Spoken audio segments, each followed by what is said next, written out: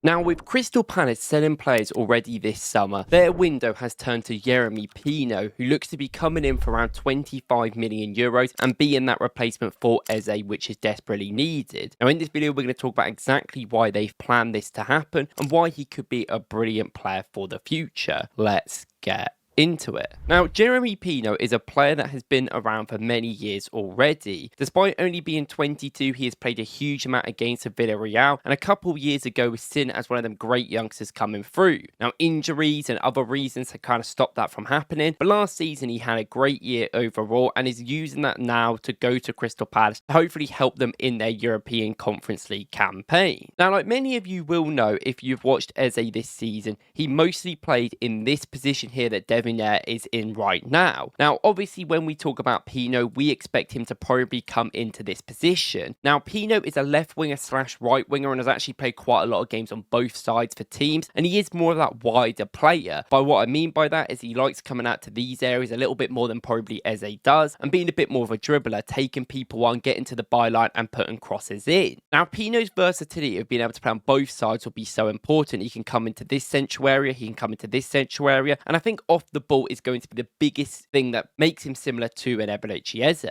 Now, what I mean by that, if you look at this example here, you can see Pino is not playing as a wider player. He is actually this player right here that's kind of in this centre in the middle. Now, while skipping a little bit further forward, you can see Pino makes this run into the channel while the striker, I think this is Barry, runs onto the edge of the defender into the back post. Now, this is something that Pino does quite a lot, which gives that similarities to Eze. While Eze is mostly a player that kind of occupies these areas, these kind of half spacey areas, and can go out wide and can come into the centre, he is going to be a player that prefers this area, and Pino is very similar. He makes great runs off the ball consistently, and especially if the ball is down this kind of right side, you can imagine this being Muniz in their 5-back system, you can get Pino into this space which he enjoys. He likes going centrally, but also can go out wide in this position to take people on. And we talk about the similarities between Eze. If you look at where Pino shoots from and you look at where he wants to, he is very good in this area just outside the box, picking the ball up from these loose balls and being able to shoot quickly within 2 touches to put it in. This one goes right into the corner. It's a brilliant shot by him at the edge of the box, and I think that shows some similarities to Eze, what he brought to Crystal Palace. And when he receives the ball, he can go into them central areas, but he can also play as a wider player, maybe a difference in setup or team that the Crystal Palace are playing and they want something different. He can do it. This is where he has been known to be as a player, and this is when you talk about Pino, people will go on about his dribbling style. Look at his take-ons, look at how effective he is at dribbling. He's a quick, nimble player that is able to take people on. You know, he gets to these areas, he's very good one-on-one and can easily go past players to put crosses into this back post. Is something he is very good at doing,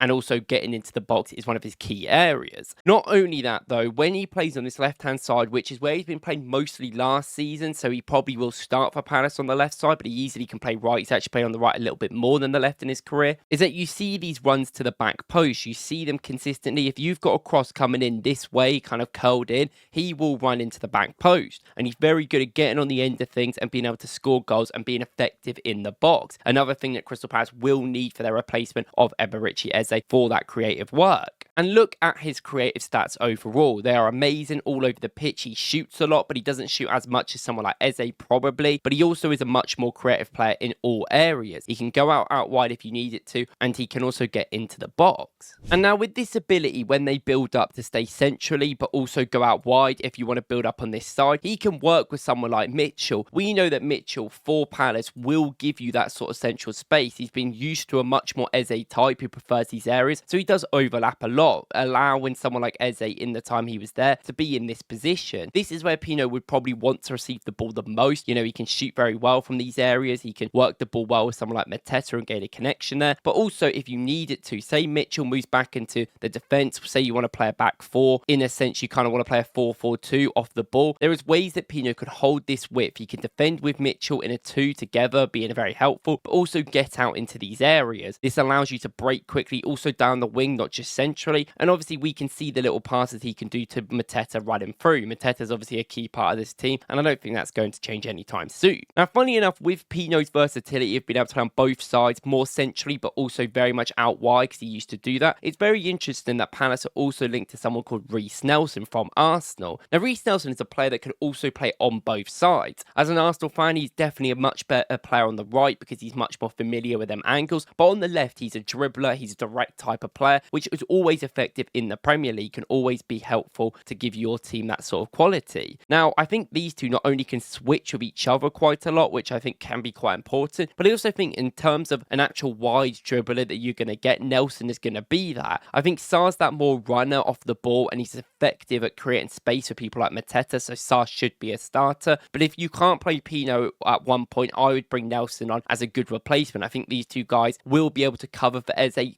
together if obviously they stay fit, especially looking at Nelson, and I think they bring the sort of similar talent there. Now, overall, it's maybe a bit of a confusing signing, but I actually think it makes a lot of sense when you look into the player and when you look into what Palace need. And he is still super young. I think he needs time away from Villarreal. I mean, his goals and assist contributions are good, but I'm hoping that he can kind of develop a little bit more. Now, there is worries about physicality. You know, you're sometimes getting that with these nifty players, but he is good, he is nimble, and he is really agile, so I don't know if that would be that big of a problem, especially with the space that Palace create on the break anyway. Now, let me know in the comments what you guys think. And if you want to see any more videos about Palace or signings, let me know in the comments, and I'll see you in the next one.